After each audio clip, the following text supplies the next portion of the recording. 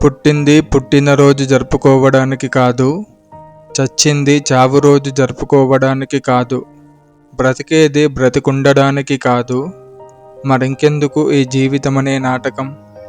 నటన కోసమా? నటన కోసమైతే మరింకెప్పుడు నిజ జీవితంలో నాటకం లేకుండా జీవించేది?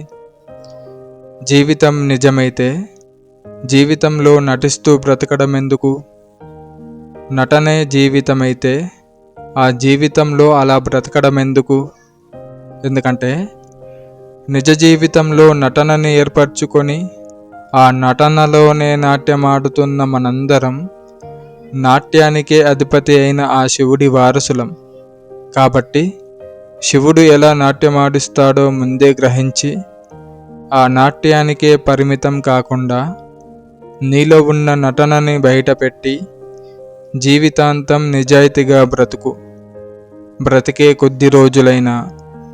ఎందుకంటే నువ్వు ఏం చేసినా చూసేవారికి అది నటన, కానీ నువ్వే నిజం. అసలు ఎవరి కోసమో ఏ రోజు ఉండదు, అన్ని రోజులు అందరి కోసమే. ప్రతిరోజుని గుర్తించి గుర్తింపు పొందు. నీకంటూ ఒక ప్రత్యేకమైన రోజు గుర్తింపు ఉండాలంటే ప్రతిరోజు ఏదో ఒక డే జరుపుకోవడం కాకుండా నువ్వు పెట్టుకున్న గోల్స్ పూర్తి చేసుకుంటూ పోతే నీకంటూ ఒక ప్రత్యేకమైన డే నీకు నువ్వే క్రియేట్ చేసుకున్నట్టు.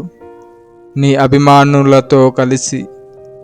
నువ్వున్నన్ని రోజులతో పాటు నువ్వు లేనన్ని రోజులు ప్రతిరోజు నీదే. నువ్వున్నన్ని రోజులంటే బ్రతికున్నన్ని రోజులు ప్రతిరోజు నీదే. నువ్వు లేనన్ని రోజులంటే మనిషిగా నువ్వు చనిపోయినా కూడా నీది కాని ఆత్మ నీ శరీరం నుండి వెళ్ళిన ఆత్మగా ప్రకృతిలో విహరిస్తున్న ప్రతిరోజు కూడా నీదే.